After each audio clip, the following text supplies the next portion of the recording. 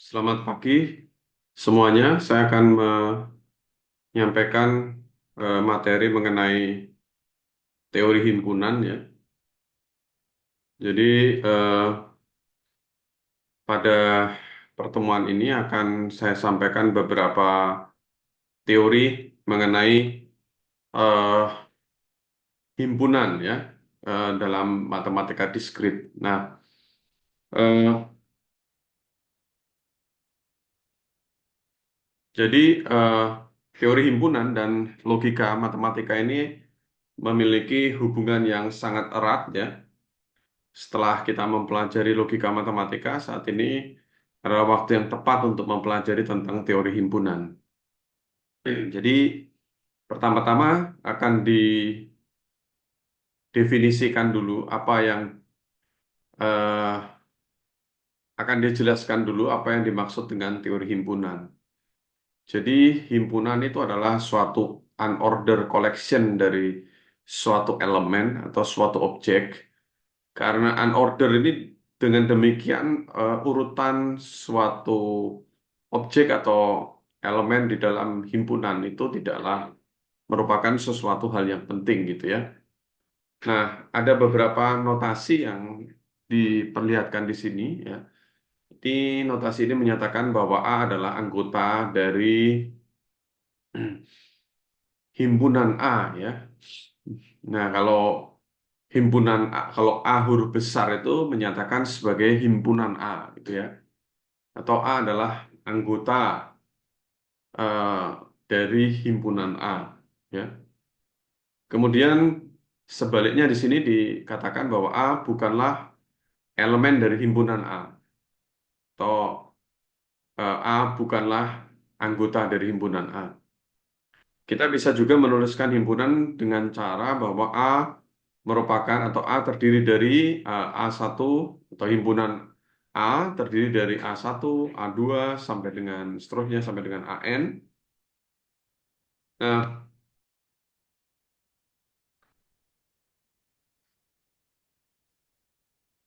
Nah, berikutnya adalah akan dijelaskan mengenai beberapa relasi yang ada di antara himpunan yaitu equality, subset dan proper subset ya. Nah, jadi di dalam teori himpunan equality itu adalah dapat didefinisikan apabila eh, diketahui himpunan A dan himpunan B, maka himpunan A dan himpunan B ini dikatakan equal jika dan hanya jika ya IFF itu if and all if ya, jika dan hanya jika kedua himpunan itu benar-benar memiliki elemen yang sama. Nah, contohnya misalnya ketika kita punya himpunan A sama dengan 9, 7, min 2, 3 dan B 3, 9, min 2 dan 7, maka keduanya ini adalah himpunan yang sama karena memiliki elemen atau anggota yang benar-benar sama. Nah, di contoh ini A sama dengan B karena order itu is meaningless ya. Order bukan sesuatu yang penting. Nah, kemudian yang kedua ini A tidak sama dengan B karena apa? Karena di situ ada elemen di B yang tidak ada di A yaitu squirrel ya. Sehingga A dan B dikatakan tidak sama. Dan yang terakhir di sini adalah bahwa dikatakan di sini bahwa A akan menjadi sama dengan B karena meskipun di B di doc disebutkan beberapa kali doc doc mau beberapa kali doc doc doc itu juga dia tetap dianggap satu ya elemen ya sehingga di contoh ketiga ini A sama dengan B. It doesn't matter if an element is repeated ya tidak masalah apakah diulang elemennya disebutkan beberapa kali tetap dianggap eh, sama gitu ya. Nah, berikutnya ada beberapa eh, contoh standar himpunan ya.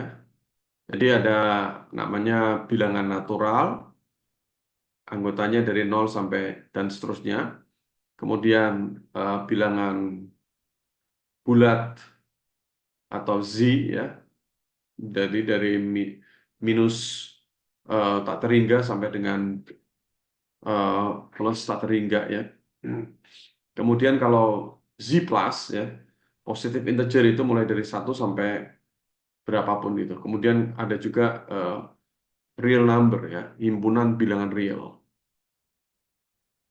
Kemudian ada himpunan bilangan pecahan yang namanya rational number ya. Nah, juga ada beberapa terminologi atau beberapa contoh di dalam teori himpunan yaitu empty set ya atau null set, himpunan kosong.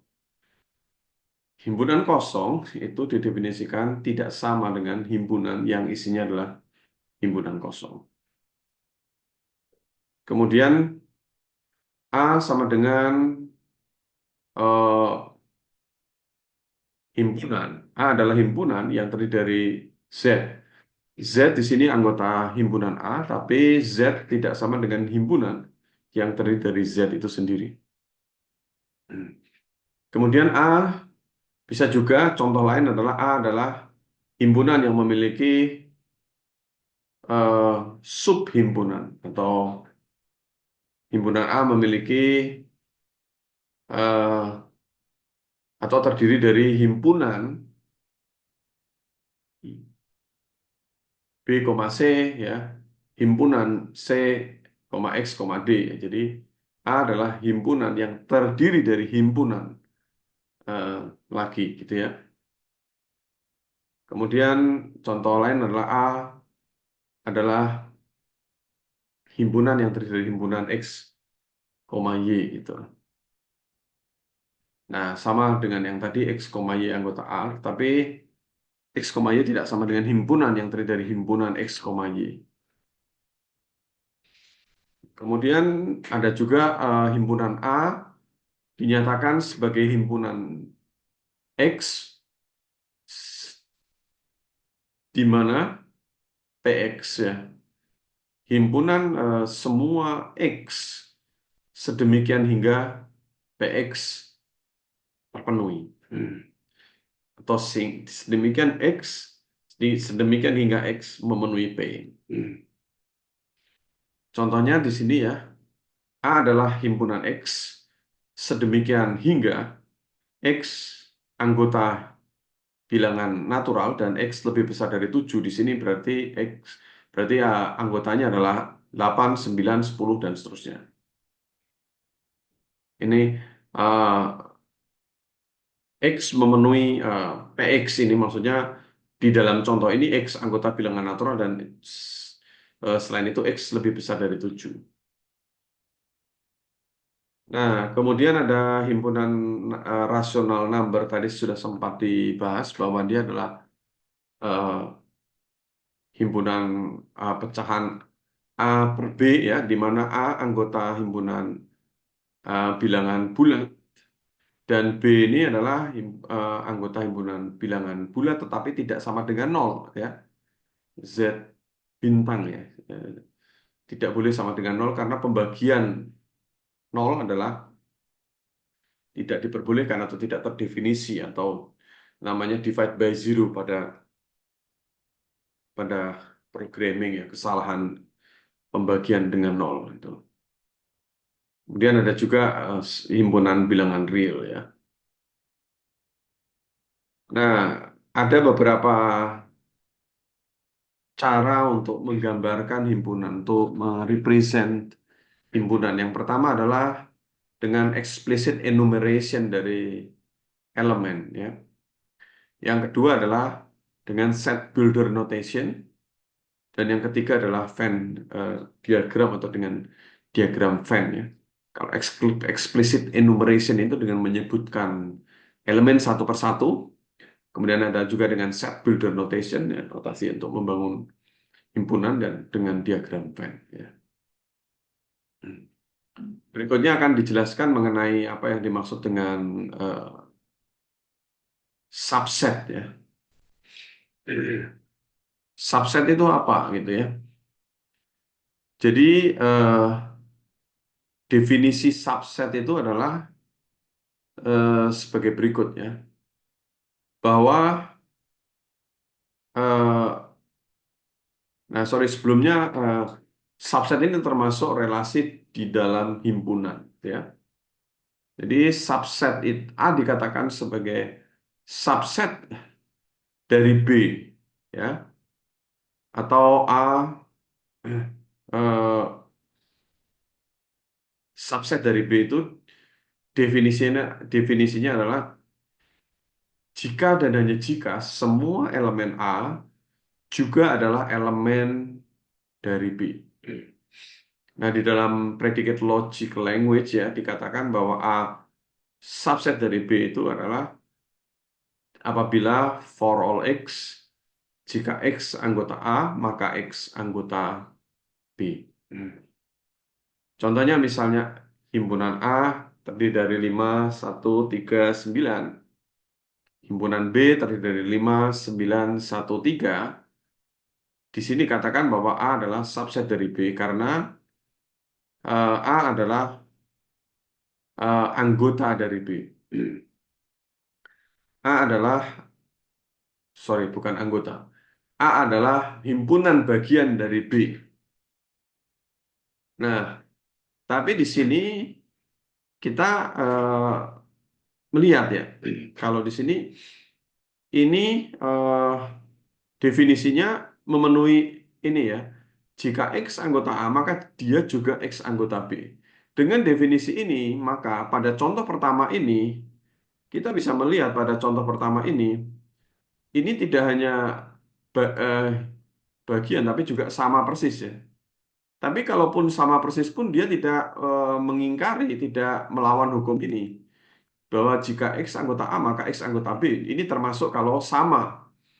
Kalau sama pun bukan cuma himpunan bagian, tapi juga bahkan sama persis itu pun juga terpenuhi untuk definisi subset ini ya. Nah, tetapi kalau untuk contoh yang kedua ini, kalau contoh yang kedua ini benar-benar dia eh, benar-benar kalau di dalam diagram Venn benar-benar dia A ini berada di dalamnya ya. Jadi pasti benar juga ya. Tapi satu hal yang menarik di sini adalah bahwa tidak hanya A itu bagian dari B di dalam B, tapi juga A boleh sama itu kalau definisi subset itu ya. Maka kalau kita lihat di sini nih ada tanda ini seperti ini ya, ini boleh sama. Tapi yang ketiga ini, kalau kita lihat ya, ini bukan himpunan bagian karena ada angka 1 yang tidak ada di B ini. Berarti dia eh, bukan subset ya. Nah, itu penjelasan tentang subset. Nah, sedikit apa pertanyaan, apakah himpunan kosong itu adalah subset dari A atau tidak? Apakah A adalah subset dari A atau tidak ya? Kita akan sedikit membahas mengenai apakah himpunan kosong itu anggota himpunan A ya. Nah, kita ini ada di buku Kenneth Rosen ya. Saya hanya merasa perlu sedikit membahas bahwa ini sebagai salah satu materi yang perlu disampaikan juga ya. Bahwa himpunan kosong itu adalah untuk membuktikan himpunan kosong, untuk membuktikan apakah himpunan kosong itu adalah subset dari A, by definition dari subset kita harus membuktikan for all X, jika X anggota himpunan kosong maka X anggota himpunan A. Nah, untuk membuktikan for all X jika X anggota for all X jika X anggota himpunan kosong maka X anggota A, kita perlu membuktikan ya, kita perlu mencari nilai X yang arbitrary but fix ya, yang salah satu nilai X yang misalnya di sini X0 ya. Di mana X0 jika X0 anggota himpunan kosong maka X0 anggota A.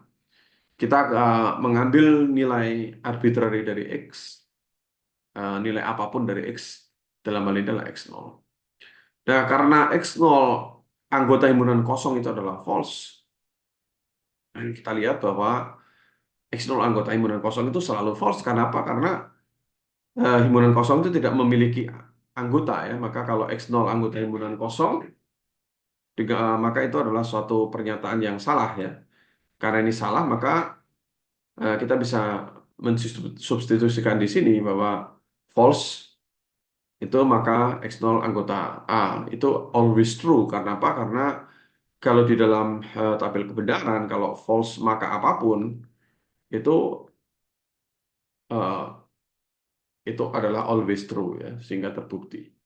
Itu sedikit pembuktian mengenai eh, bagaimana menerapkan definisi subset ini di dalam mengetahui atau membuktikan apakah himpunan kosong anggota eh, adalah subset dari himpunan A. Nah, berikutnya kita akan mempelajari logical equivalences rule ya. Bahwa kalau A sama dengan B itu artinya A adalah subset dari B dan B adalah subset dari A.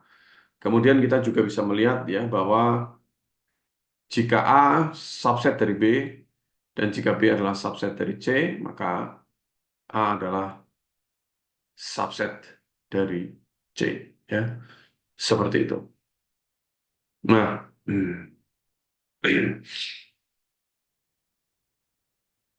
berikutnya adalah definisi dari proper subset ya. Kalau tadi adalah pada definisi subset itu, pada definisi subset yang sudah kita pelajari tadi, sebenarnya selain dari himpunan bagian, dia boleh sama. Ya, contoh contoh pertama ini memperlihatkan bahwa dia boleh sama. Tetapi sekarang kita akan mempelajari tentang proper subset ya. Proper subset itu bagaimana? Proper subset ini definisinya dulu adalah eh, untuk setiap X, jika X anggota A, maka X anggota B. Ini adalah definisi dari subset, tetapi dia ada tambahan. Dan ada X di mana jika X anggota B, ada X di mana X anggota B dan X bukan anggota A. Dapat dikatakan untuk setiap X jika X anggota A, maka X anggota B. Dan tidak semua X di mana jika X anggota B, maka X adalah anggota A. Nah, definisi ini menyatakan apa? Bahwa tidak boleh sama ini. Bahwa ada X yang anggota B tetapi dia bukan anggota A. Dan di sini tidak semua dari X di mana jika sorry bukan ini artinya ya tidak semua X di mana jika X anggota B maka X anggota A. Jadi intinya adalah dia tidak boleh sama gitu ya. Jadi ada anggota B yang dia bukan anggota A. Atau tidak semua anggota B ini dia juga anggota A ya. Tapi ada yang bukan anggota A. Sehingga di sini dikatakan bahwa kalau dia nilainya sama persis ya, ini sama, dia false nilainya. Nah, kecuali kalau ini seperti ini, dia benar-benar himpunan bagian maka nilainya true ya. Nah ini kalau yang ini jelas-jelas yang contoh ketiga ini ya, ini jelas-jelas false karena satu bukanlah eh, termasuk anggota B ya, sehingga itu benar-benar tidak memenuhi gitu ya.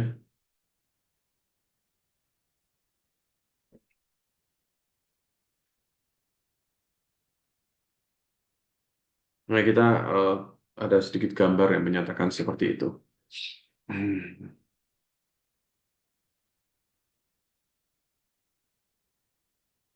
Ada beberapa eh, properti dari himpunan ya. Kalau tadi relationship between set ya, atau hubungan-hubungan yang ada dalam himpunan-himpunan yang ada. Maka sekarang kita akan membahas mengenai properti atau karakteristik dari himpunan ya. Yang pertama adalah cardinality, yang kedua power set, yang ketiga adalah Cartesian product dari set ya. Tapi saya akan membahas hal ini dan juga hal selanjutnya pada video yang lain ya. Eh, Terima kasih.